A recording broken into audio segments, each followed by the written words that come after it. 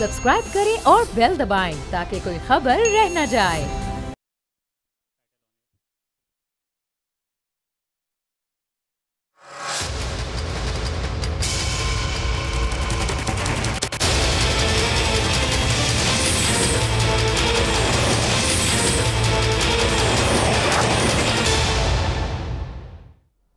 Bismillahirrahmanirrahim. Assalamu alaikum. मैं हूँ jasmine मंजूर and welcome to the program. नाज़रीन, obviously we're starting this program on an absolutely devastated note because जो बलोचिस्तान में हुआ है वो मैंने पिछले कई सालों में इतना बड़ा दहशतगर्दी का कोऑर्डिनेटेड वाक़या नहीं देखा।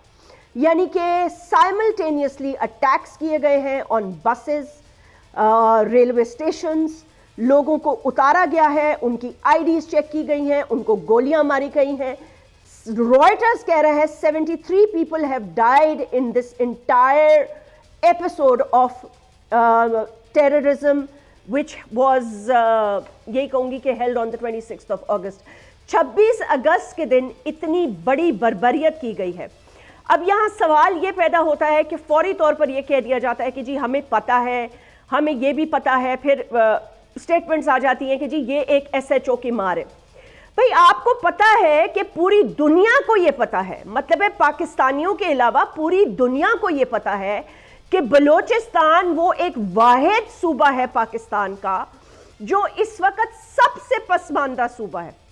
अच्छा, वो एक ऐसा सूबा है जिसको अल्लाह ने कुदरती वसाइल से माला माल किया है। आप वहां पर एक इंटरनेशनल पोर्ट बनाने जा रहे हैं। 73 people are brutally butchered। मतलब ओवरनाइट तो नहीं किया होगा ना आनन फानन, they must have been planning this for weeks। उन्होंने रेलवे स्टेशन पर जगह जगह हमले किए, जवान शहीद हुए, पुलिस एहलकार शहीद हुए।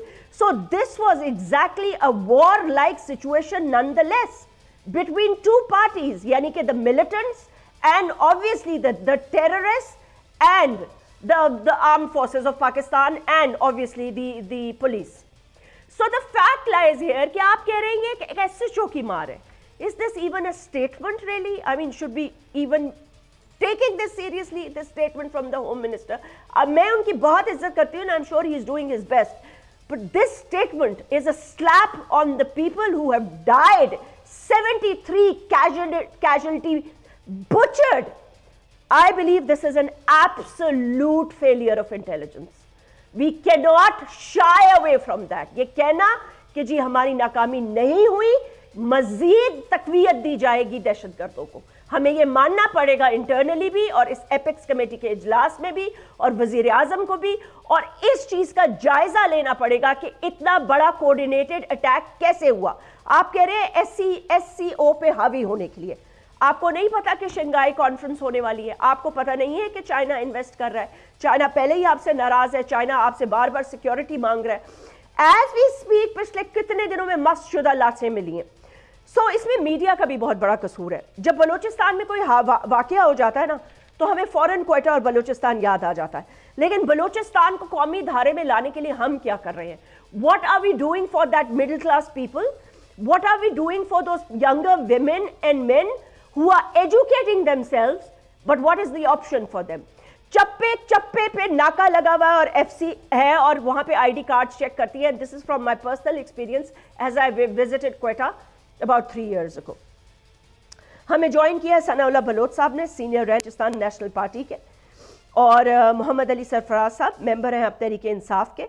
वो हाजी गुलाम अली साहब थोड़ी देर में हमें ज्वाइन करेंगे, former governor of the KP के। सनाउल्लाह बलोच साहब, I just want to ask you this thing।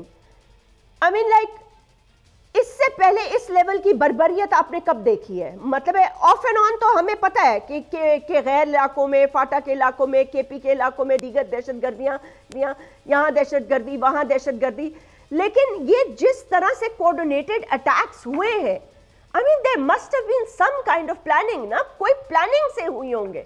अचानक तो ऐसे नहीं हुआ कि 25 बंदे उठे और उन्होंने इतने बंदों को हर जगह मतलब टारगेट करके मारा है। Jasmine, thank you very much. First of all मेरे ख्याल में इस इंसिडेंट को गुजरे हुए कुछ दिन गुजर गए हैं और शायद हमने तमाम प्रोग्रामों में इसकी शदीद अल्फाज में मजम्मत की है کہ تشدد چاہے کسی کو بھی یہ اختیار اور حق حاصل نہیں ہے کہ وہ انہم سویلینز کو جو ہے اس طریقے سے تشدد کا، وائلنس کا، ان کی جو ہے خدا نخواستہ نسل کشی کا جو ہے کام کرے. یہ دنیا کی کوئی کسی مذہب میں، کسی روایت میں، کسی زمین پہ اس کا حق نہیں ہے. صرف آپ کی جس طرح بھی آپ نے ایک سوال کیا تو مجھے یاد آیا، آپ نے کہا کہ بلوچستان میں اس طرح پہلے ہوا کیا ہے. اسلام آباد والوں کی یادداشت بڑی کمزور ہے، بلوچستان بہت زخمی ہے. شاید وہ بھول گئے ہیں ابھی کوئی 2 سال 3 سال پہلے کوئی 100 لاش لے کر کوئی 1 مہینے تک ہزارہ کمیونٹی کے لوگ کوئٹہ کی سڑکوں پر بیٹھے ہوئے تھے. نہیں آتا، اسلام آباد والوں کو قسم سے یاد نہیں ہے. بلوچستان کی تکلیفیں، مشکلیں، درد، غم، ان کے زخم اسلام آباد والوں کو یاد نہیں ہے. یہ بہت عارضی ہوتے ہیں. Right it down. ابھی میں اور آپ بات کر رہے ہیں 1-2 دن میں، بلکہ یہ جو لوگ سارے واپس گئے ہیں یہ بلوچستان کی تکلیف بھول گئے ہیں، اور یہ سب یہی کہتے ہیں کہ بلوچستان کے مسئلے کا حل طاقت میں ہے. میں 30 سال سے ہم یہی کہہ رہے ہیں کہ بلوچستان بہت ہی سنجیدہ مسئلہ ہے، اور بلوچستان خود بہت رنجیدہ ہے.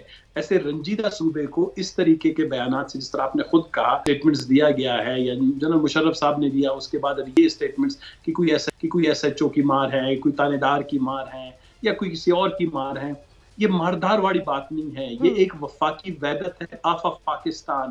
ویدر جس نے بھی کیا، کیوں کیا، کیسے ہو رہے ہیں، we have to go into the crux of this issue.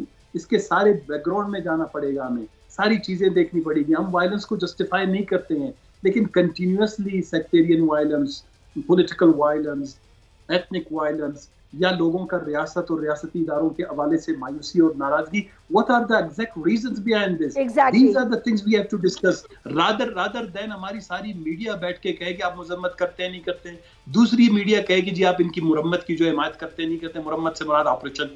اگر یہ ڈسکشن چلنی ہے تو یہ 20 سال پہلے چل رہی ہے. 20 سال سے جو پالیسی اسلام آباد نے بلوچستان کے حوالے سے بنائی ہے اس میں چھوٹی سی بھی تبدیلی نہیں کی گئی. Now it's time for Islam Abad, for sensible people like you and our colleagues sitting in this program, maybe is listening in Islamabad, this is exactly the right time to think seriously, deliberate on the subject. اس بلوچستان کے مسئلے کے آئینی، قانونی، معاشی، معاشرتی، انتظامی اور نفسیاتی پہلو ہیں، اور اس پروگرام میں شاید سارے کور نہ ہو سکے.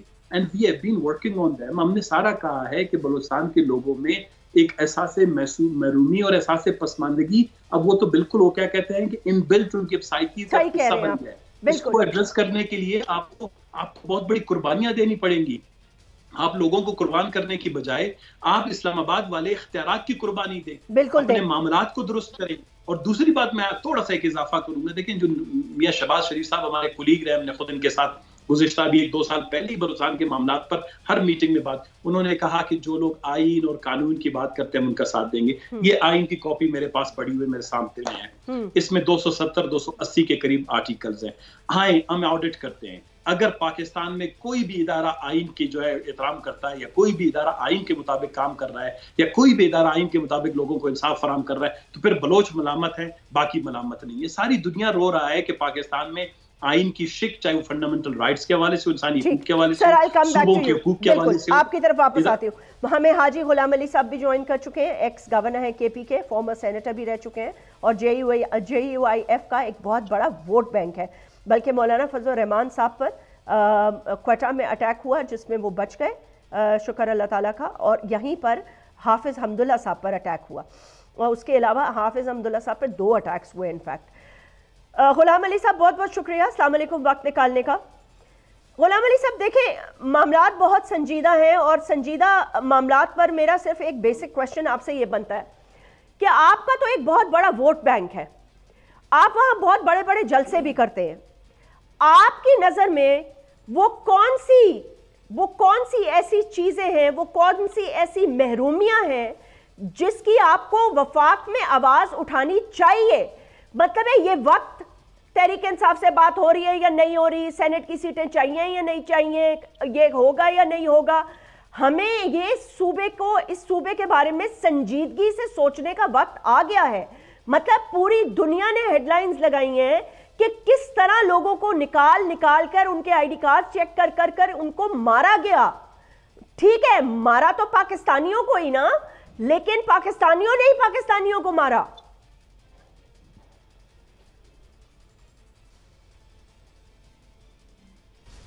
बिस्मिल्लाहिर्रहमानिर्रहीम। बहुत शुक्रिया। मेरे मोहतरम भाई ने बहुत तफसील से अपनी आरा कौम के सामने भी रखी, आपके सामने भी। देखिए, इसमें कोई शक नहीं, असम्बली में मैं खुद सेनेटर भी रह चुका, मेरे साथ बलूचिस्तान के भाई थे, आसल भी जंजो साहब थे, हर वक्त आवाज़ें उठाते थे, और बलूच भाई इस तरह के पी। देखिए, असम्बली में आवाज़ उठाना ये एक अलग बात है, लेकिन मैं ये समझता हूँ कि उस वक़्त भी और आज भी कि रियासत और रियासती इदारों का ये फ़र्ज़ बनता है कि ये बिल्कुल किसी की हमायत या किसी की मुखालफत के बग़ैर ये सोचे कि बलूचिस्तान में और खैबर पुख्तनख्वा में ये चीज़ें क्यों हो रही है। दोबारा से जैसे मोहतरम बलोच साहब ने कहा, देखिए एहसास महरूमी है, बेरोज़गारी है, और नौजवानान को किसी भी जगह एडजस्टमेंट नहीं हो रहे, वो लोग खुद सरी की तरफ जा रहे हैं। ये रियासत की ज़िम्मेदारी है कि इस पे संजीदगी से सोचें, और ये नहीं कि ये मसला खैबर पुख्तनख्वा में बलूचिस्तान में है, ये हमारे सूबे हैं, ये हमारा मुल्क है, और इस तरह ये अगर किसी दूसरे प्राविंस में आते हैं तो ये हमारे मुल्क के लिए अच्छी बात नहीं है। इससे पहले कि ये चीज़ें मज़ीद पहले हम समझते हैं कि हम दुनिया के बेहतरीन अफवाज पाकिस्तान रखते हैं, हम एक एटमी क़ुव्वत हैं, और हम माशाल्लाह एक इस्लामी जमहूरिया पाकिस्तान का मुल्क में रहते हैं। तो ये सारे सियासी कायदीन और ये सारे इदारे फोर्सेस मिल बैठकर इसके लिए कोई लाएअमल तय करना है। नहीं हाजी साहब, ये तो सवाल मेरा तो आपसे यही सवाल है ना कि कब तय करेंगे, मतलब ये तो कब तय करेंगे, कितने और लोगों को मरना होगा कि आप कोई हिकमत अमली बनाएंगे। हमारा तो हम नहीं, देखिए हमारा मुसलसल यही आवाज़ है, बलूचिस्तान के भाइयों का ये आवाज़ है, खैबर पुख्तनख्वा के भाइयों का, सियासी जमातों का आवाज़ है। इख्तियार हुकूमत और इदारों के पास है, तो इस पर बैठकर सियासी जमातों को कॉन्फिडेंस में लेना चाहिए और एक ऐसा लाएअमल तय करना चाहिए कि बलूचिस्तान और खैबर पुख्तनख्वा के हमारे अवाम, हमारे नौजवान इससे मुस्तफ़ीद हो सके, और हम वो तो इनको रोजगार की तरफ नहीं, लेकिन ठीक है, ये आपकी बिल्कुल बात दुरुस्त है, ये आपकी बात बिल्कुल दुरुस्त है। नहीं, लेकिन रोजगार की खातिर आप ये नहीं कह सकते ना कि आप किसी के आईडी कार्ड्स को चेक करके आप उनको स्पेसिफिकली आप टारगेट कर। देयर हैज दिस, ये तो एक कोऑर्डिनेटेड टारगेट था ना। देखिए, इस ऐसे नहीं है। देखिए, हम ये तो पाकिस्तान के और हमारे पाकिस्तानी भाई थे, अगर कोई भी इस तरह का हरकत या इस तरह के नापाक अज़ाइम है, हम नहीं, पूरा दुनिया, हमारा मज़हब इसको तस्लीम नहीं करता और इसकी मज़म्मत करता है। लेकिन हम ये कहते हैं कि इस वक्त हालात ऐसे, ये देखो बहुत कम लेवल से शुरू हुए थे, और आप कहते हैं ना कि कब करेंगे, तो ये कब का जो क्वेश्चन है इसका आंसर वो लोग देंगे जो मसनद इक़्तिदार पे बैठे हैं। मैं एक बात करूँगा, हमारी बदकिस्मती है इस मुल्क की, मैं बदकिस्मती समझता हूँ। मैं ख़ुद तकरीबन 42-43 साल से सियासी कारकुन हूँ, और हमने ये तमाम उम्र इसमें गुजारा और इसमें वक्त ज़ाया किया कि एक को इक़्तिदार पे बिठाओ और उसको फिर गिराओ, फिर बिठाओ फिर गिराओ। देखिए, ये एक जमहूरी मुल्क है और हमने जमहूर का फैसला कबूल करना है, और ये फोर्सेस, ये हमारे फोर्सेस हैं, ये मुल्क की सालमियत और बका की। ठीक है हाजी गुलाम अली साहब, आपकी तरफ वापस आती हूं। इनके पीछे होंगी, ठीक, लेकिन हमने जी वापस आती हूँ सर। محمد علی سرفراز صاحب ممبر نیشنل اسمبلی کے تحریک انصاف سے آپ کا تعلق ہے. علی سرفراز صاحب یہ بتائیے گا آپ اس واقعے کو کیسے دیکھتے ہیں؟ جی السلام علیکم. وعلیکم السلام. دیکھیں یہ جو معاملہ اس وقت ڈسکس ہو رہا ہے نا, میں تو ثناء اللہ بلوچ صاحب سے اگری کرتا ہوں کہ ہر چیز کی کوئی نہ کوئی بیک گراؤنڈ ہوتی ہے. یس, ہم نے پہلے ایسٹ پاکستان کے اندر بھی اس طرح کی محرومیوں کی باتیں دیکھیں. اس کے بعد یہ بلوچستان کا issue is not a new issue, یہ 1947 سے چل رہا ہے, یہ کوئی آج کی کہانی نہیں ہے. رائٹرز اس میں ملیٹنٹس کہہ رہا ہے, ہمارا local media as you just told us, local media کہہ رہا ہے کہ اس میں سیپریٹسٹ ہیں.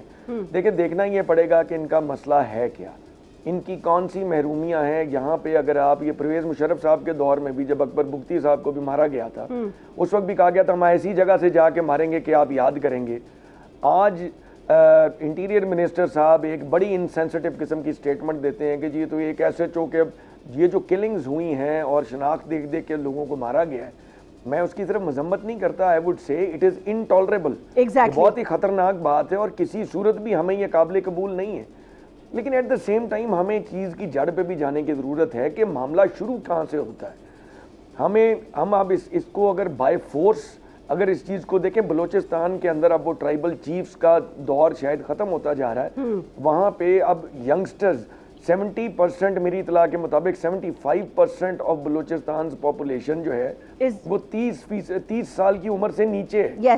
اور وہ سارے ینگ بچے بچیاں اور وہ لوگ وہ ہیں جو اب یونیورسٹیز میں آل اوور پنجاب, کراچی پڑھ رہے ہیں, لاہور ایچن کالج سے پڑھ کے جا رہے ہیں, آپ کی نیشنل یونیورسٹیز سے پڑھ کے جا رہے ہیں, and they are educated people. ایک بچی تھی جس نے اٹیک کیا, مجھے اس کا نام بھول گیا, شاید مالم بلوچ شاید اس کا نام جی بالکل. اور اب وہ جو لڑکی تھی اس کو اگر آپ دیکھیں کہ اب وہ ہم کہہ رہے ہیں کہ جی خوارج ہیں, ہاؤ ڈو یو بی سے دیٹ. وہ لڑکی وہاں کی لوکل تھی, اس کے والد اس کے چچا سارے سرکاری ملازمتوں پہ کام کرتے تھے. اب وہ سرکاری ایک لوکل فیملی کی لڑکی, پڑھی لکھی لڑکی, what compelled her to go to this situation, کہ اس معاملے تک یہاں تک معاملہ پہنچ گیا. So we need to sit together. اور میں آپ کو ایک اور بات بتاؤں کہ سب سے بڑی بات جو ہے نا, جب رائٹ ٹو ووٹ, اب آج یہ صرف بلوچستان کا ایشو, ابھی تو بلوچستان کا ایشو آپ کے سامنے آ رہا نا, یہ ایشو اب پورے ملک میں بھی ہے. جب آپ کسی کو اپنی مرضی کے لوگ الیکٹ کرنے نہیں دیں گے, I am definitely for this کہ بلوچستان کے اندر بھی اگر فری اینڈ فیئر الیکشن نہیں ہوتا, اور بلوچستان میں اگر سرفراز بگٹی صاحب اگر ریپرزینٹ کرتے ہیں, جو کہ میرا نہیں خیال کہ الیکشن جیت سکتے ہیں اگر وہاں پہ ایک فیئر الیکشن ہو, وہاں پہ ان کینڈیڈیٹس کو جیت کر اسمبلیوں میں آنا چاہیے, جس طرح نیشنل اسمبلی میں بھی انہی لوگوں کو آنا چاہیے اور ان کی پروونشل اسمبلیز میں بھی لوگوں کو انہی کو آنا چاہیے جن کو لوگ جتائیں, تاکہ وہ کم از کم ان کی ریپرزنٹیشن کر سکیں. علی سرفراز صاحب نہیں, ان کی ریپرزنٹیشن تو کر رہے ہیں نا سردار, سارے جیت رہے ہیں اور جا رہے ہیں. مطلب میں آپ پچھلے 70 سال کی ہسٹری اٹھا کے دیکھیں. میرا ایک کوشچن سن لیں. دیکھیں جتنے قبائلی سردار ہیں وہ کبھی نہ وہ ہر طرح سے پوزیشن ہولڈرز رہے. مطلب ایسا تو نہیں ہے کہ they've been out of the loop. They have been on the highest positions. They have enjoyed all the perks. They have been completely hand in glove with the establishment. ان کے ساتھ اچھے تعلقات, سب کچھ. سوال یہ پیدا ہوتا ہے کہ یہ معاملہ ٹرکل ڈاؤن کیوں نہیں ہوا. یہ اتنی زیادہ جس لڑکی کے آپ ذکر کر رہے ہیں نا, ماہل, جو ایک پڑھی لکھی لڑکی تھی, یہ this is a very alarming situation for us کہ پاکستان کی بچیاں آپ خود کش دھماکوں کی طرف what is compelling them? Let me tell you, 2009 میں منموہن صاحب کی اور یوسف رضا گیلانی کی ایک ملاقات تھی, and this was held in شرم الشیخ, اور کافی سارے صحافی گئے تھے, and I was there as well. وہاں میٹنگ ہوئی دونوں کے درمیان, تو منموہن سنگھ نے اس چیز کا اقرار کیا کہ جی پاکستانی پرائم منسٹر نے ہمارے سامنے بڑے شواہد رکھے کہ Bharat is involved. In fact اس کی خبریں لگیں. Can you please show the clip, Manmohan blunder in Pakistan, ذرا دکھا دیں گے بھائی. دیکھیں باقاعدہ منموہن صاحب نے جب یہ ایگری کیا نا, تو انہوں نے کہا کہ we are doing this because Pakistan is doing insurgency in Kashmir. ٹھیک ہے, دو کہ کشمیر تو یو این کے حوالے سے ہمارے پاس ہے نا, بٹ منموہن سنگھ صاحب جب واپس گئے تو بھارت نے ان کی دھجیاں اڑا دی, بھارت کے صاحب کی دھجیاں اڑا دی. and then he had to come back from his position. So we know India is manipulating the youth of Balochistan. جی میرا اس میں آپ سے سوال یہ ہے جاسمین، دیکھیں انڈیا کے مینیپولیٹ کرنے میں تو میں نے کسی شک کا اظہار نہیں کیا، لیکن ہم نے اپنے یوتھ کو کھلا کیوں چھوڑا ہوا ہے کہ کوئی باہر سے آ کے ان کو مینیپولیٹ کر لے؟ ہم ان کے ایشوز کو ایڈریس کیوں نہیں کر رہے؟ ہم ان کی محرومیوں کو دور کیوں نہیں کر رہے؟ بنگلہ دیش کے اندر بھی یہی بات کہی جاتی تھی کہ انڈیا بنگلہ دیش کے بچوں کے برین واش کرتا ہے، وہ ان کو تیار کر رہا ہے کہ پاکستان کے ساتھ جب آپ رہیں گے، جب آپ کی انٹرنل ویکنیسز ہوتی ہیں تو باہر والے ان کو مینیپولیٹ کرتے ہیں۔ اس زمانے میں بھی یہی ہوتا تھا کہ ویسٹ پاکستان جو ہے ایسٹ پاکستان کو ایکول اپرچونٹیز نہیں دے گا، اور بنگلہ دیش کے اندر وہاں پہ جو اپرائزنگ ہوئی تھی اس کو پوری ہوا دی گئی تھی انڈیا کی طرف سے۔ اب یہاں پہ دہشت گردی بھی وہ کرتے ہیں، وہ آپ کی یوتھ کو برین واش بھی کرتے ہیں، لیکن ہم نے اتنی کھلی چھٹی کیوں دی ہوئی ہے؟ ہم اتنے انسینسٹیو بیان کیوں دے رہے ہیں کہ ہم تمہیں ایسی جگہ سے ماریں گے کہ تمہیں پتہ بھی نہیں لگے گا کہ بم کہاں سے آگے لگا؟ ہم اپنے لوگوں کو یہ ایک ایس ایچ او کی مار کیوں کہہ رہے ہیں؟ That is the question. You need to sit down. ساری پاکستان کی پارٹیز کو بلوچستان کے حالات اس سے پہلے کہ ٹوٹلی ہاتھ سے نکل جائیں, we need to sit together and we need to discuss it and we need to resolve matters. ہاں, because میں نے کبھی نہیں دیکھا, we have to take a short break, میں نے کبھی نہیں دیکھا مل کر یہ کہا ہو کہ آج ایک بلوچستان پہ APC بلا لیتے ہیں, and let's sit down and put our heads together. What's the future of Balochistan? Let's take a short break.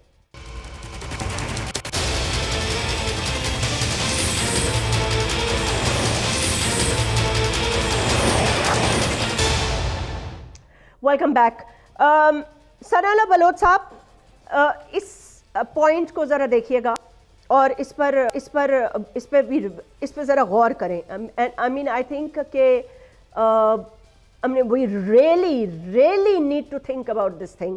Balochistan میں ایک 23 سال کی لڑکی ماہل بلوچ اپنے گھر سے اپنے پیرنٹس سے کہتی ہیں کہ میں کالج جا رہی ہوں.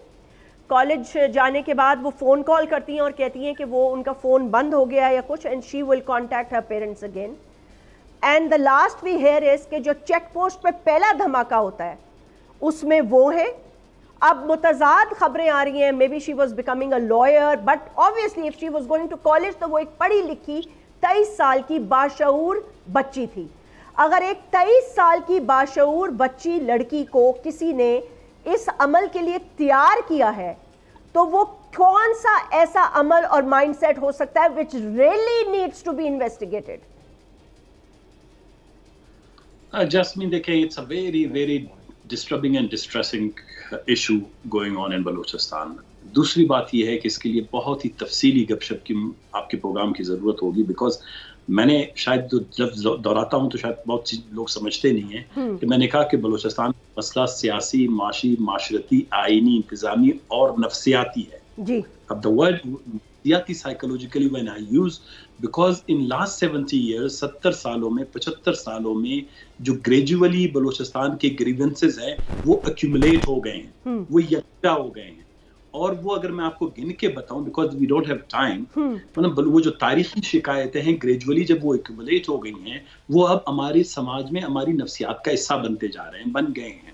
ہمارے ڈے ٹو ڈے جو افیئرز ہیں, ہماری شادی بیاہ, غمی خوشی, فاتح خوانیوں میں یہ ساری چیزیں ڈسکس ہوتی ہیں. When I was member Senate in 2003, میں نے ایک تقریر کی استعفیٰ دیتے وقت جب گیا, میں نے کہا ایک غلطی جو اسلام آباد کر رہا ہے کہ آپ ابھی تک تو یہ جو آپ کی پالیسی ہے بلوچستان کو محکوم رکھنے کی بزور طاقت, اس کا جو ایک نقصان ہوگا وہ 20 سال بعد ہوگا. I exactly predicted and I will send you that speech. میں نے کہا جو نوجوان 20 سال 18-20 سال کے بعد جب بڑے ہوں گے بندوقوں کی آواز میں, چیک پوسٹوں میں, محکومیت میں, وہاں پہ بڑی شاعری ہوگی, وہاں بڑا اس کو گلیمرائز کیا جائے گا, لوگ آپ کی زیادتیوں کو جو ہے بہت بڑے, اور یہ چیزیں ساری کسی بھی سوسائٹی میں کسی بھی موومنٹ میں ہوتی ہیں. بلوچ کوئی خدا نہ خواستہ کوئی آسمان سے کوئی آئی ہوئی کوئی اور قوم تو نہیں ہے.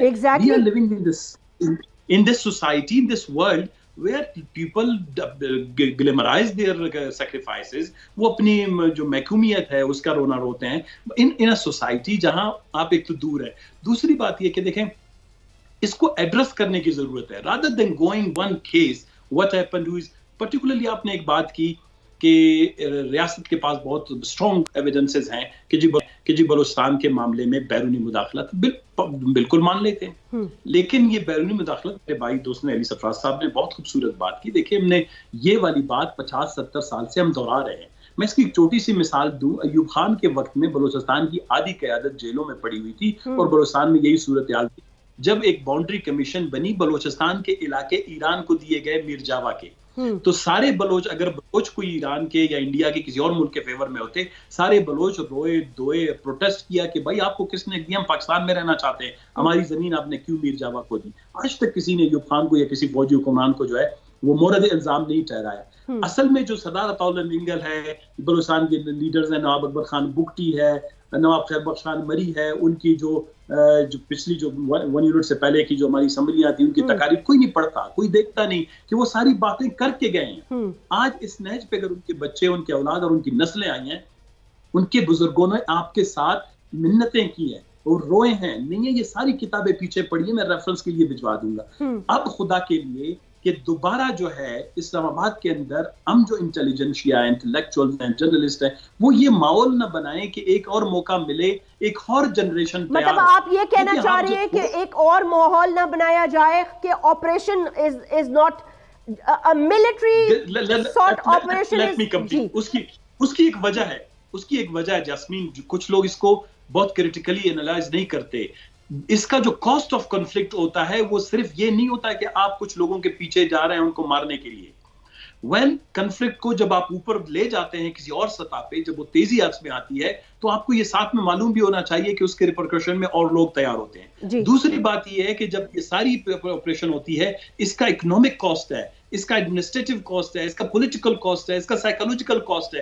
وہ جو ہے وہ کبھی اسیسمنٹ جو کیا کہتے ہیں اس کی آڈٹ کبھی نہیں کی جاتی.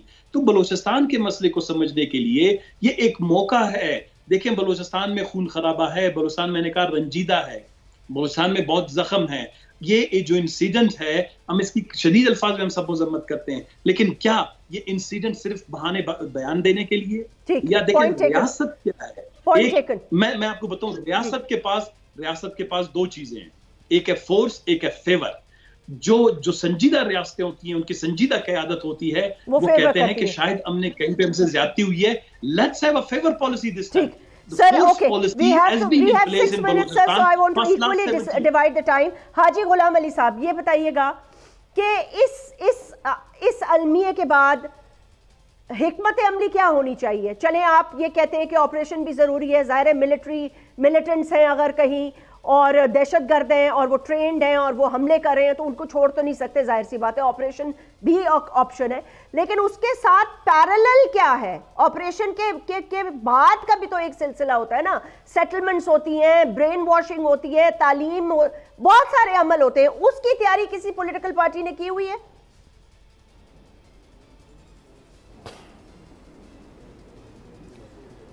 دیکھیں جاسمین صاحبہ, یہ جو ایشو بلوچستان کے ہیں اور جیسے کہ میرے تحریک انصاف کے بھائی نے کہا پورے پاکستان اور کے پی میں ہے, اس پر ہمیں یہ سوچنا چاہیے. دیکھیں ہمارے ملک میں مختلف ادارے ہیں, گورنمنٹ ہے. سب سے پہلے ایشو تو یہ اس پر سوچنا چاہیے کہ میرا ایجوکیشن سسٹم میرے بچے کو 15-20 سال پڑھا کے اس کو خودکش بناتا ہے. یعنی ہمارے ایجوکیشن سسٹم میں کیا خامی ہے, اور ہم ایز اے قوم, ایز اے سیاسی جماعتیں کیوں اس پہ نہیں سوچتے ہیں کہ اگر ایک بچے کو پاکستان کے بقا اور سالمیت کے لیے, اس ملک کی تعمیر اور ترقی کے لیے ہم بھیجتے ہیں, تو وہاں خودکش بن کے اور عملے کرے, اس پر بھی سوچنا چاہیے. دوسری بات یہ ہے کہ دیکھیں جب تک ہم تمام قوتیں اس بات پہ متفق نہ ہوں کہ ہم نے اس ملک کی سالمیت اور بقا کے لیے ایک ہونا چاہیے. بے شک میں تحریک انصاف کا خلاف ہوں, آج ہم ایک دوسرے کے ساتھ بیٹھتے ہیں.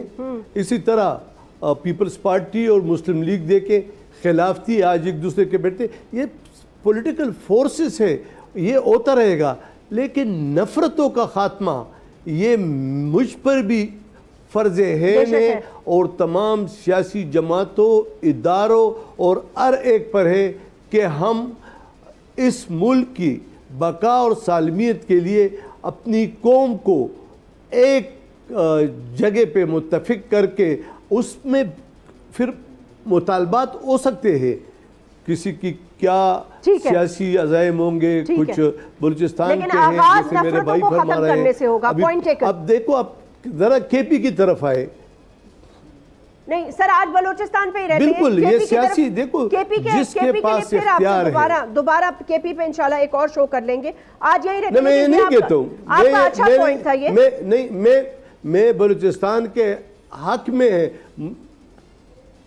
मैं बलूचिस्तान के हक में हूँ। हमारे भाई हैं, महरूमी के शिकार हैं।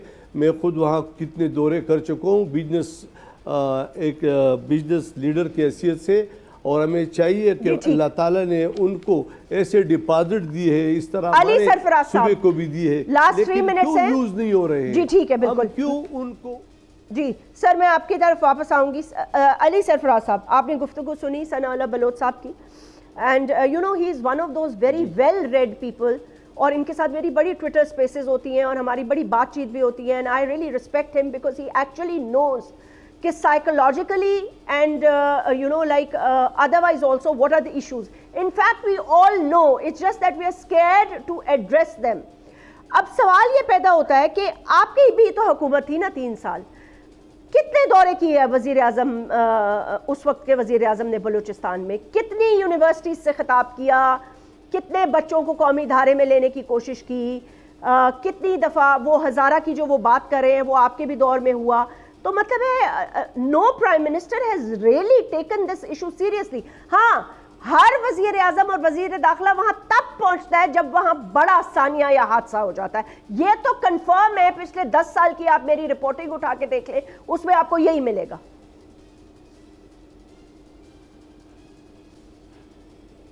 आवाज नहीं सर, आपको आवाज ही नहीं आ रही, मैंने इतना बड़ा सवाल कर दिया। जी आवाज बंद हो गई थी जी बीच में, एंड में द लास्ट फ्यू वर्ड्स।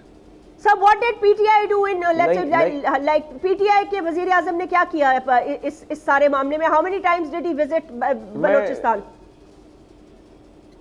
देखिए जी, मैं पीटीआई की गवर्नमेंट के अंदर कितने दौरे थे उसकी तो खैर मेरे पास टैली नहीं है, वज़ीर आज़म का ही बता मैं वैसे आपको एक बात करता हूँ, नहीं आई एम नॉट श्योर कि कितने विजिट थे या नहीं थे, I am unable to comment on that, but I would say one thing. देखिए, मैं सरदार अख्तर मेंगल साहब ने एक इंटरव्यू दिया था, मैं वैसे वो सुन रहा था, और उनकी बात से मुझे तो बड़ी दिल को लगी जब उन्होंने ये बात की। उन्होंने कहा देखें जी, 2 जमातें, पीपल्स पार्टी और PMLN, इनके साथ इतने साल से हमने काम किया और इतनी देर ये हुकूमत में रही कि इनके दौर के अंदर बलूचिस्तान के कोई इशू रेजोल्यूशन की तरफ कभी बात हो नहीं सकी। और अभी जो एपेक्स कमेटी की जो मीटिंग थी क्वेटा में, जिसमें हमारे वजीर आज़म, देखिए इमरान खान इतना इनसेंसिटिव आदमी नहीं था कि बलूचिस्तान के अंदर ये हालात बने हो तो तीसरे दिन ख्याल आए कि 3 दिन जाना ही नहीं है।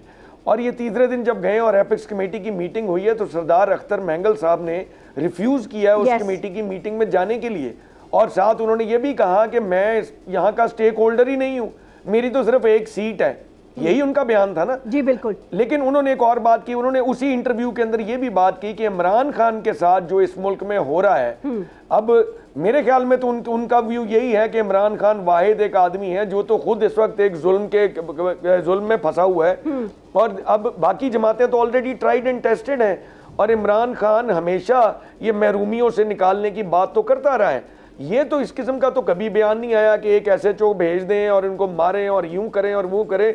इमरान खान तो हर किस्म के लड़ाई झगड़े के खिलाफ, इवन जब ये ड्रोन अटैक्स होते थे, जब हम बैरूनी जंगों की बातें, वो तो कहते हैं कि आप पढ़ाई से आप अपने इश्यूज को एड्रेस करें, आप अपनी पब्लिक के इश्यूज को समझें और उनको एड्रेस करें, उनके जख्मों पे मरहम रखें। ये तो उनकी जनरल फिलॉसफी है खान साहब की। तो खान साहब की गवर्नमेंट को अपना टेन्योर भी पूरा नहीं करने दिया गया, एंड आई थिंक अब तब से लेके अब तक अब सिचुएशन बढ़ती भी बहुत गई। सो लेट्स नॉट ब्लेम कि कौन गया या नहीं गया। मैं तो बात बड़ी सिंपल नहीं कर रही, मैं खाली ये कह रही हूँ कि देखिए ना, बाकी तो ट्राइड एंड टेस्टेड थे, but obviously once a new person comes in with such high hopes and his philosophy of peace, then I mean کچھ initiatives بلوچستان کے لیے واضح طور پہ ہمیں نظر آنے چاہیے تھے جو نہیں آئے. ٹھیک ہے آپ اس میں کمی کہہ سکتے ہیں, لیکن میں وہی بات کر رہا ہوں کہ میں اس وقت اس بات پہ کسی کو بھی ڈیفینڈ نہیں کر رہا. ٹھیک ہے, it was a short period of time.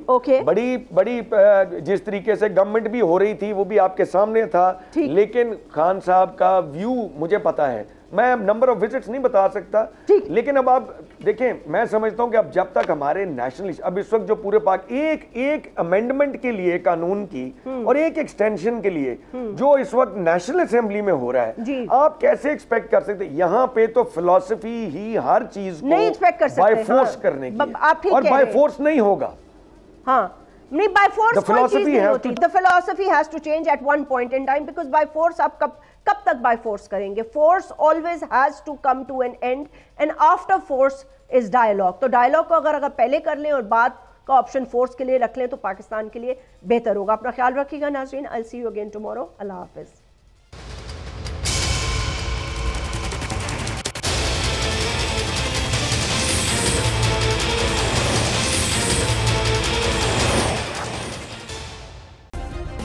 Subscribe کریں اور بیل دبائیں تاکہ کوئی خبر رہ نہ جائے.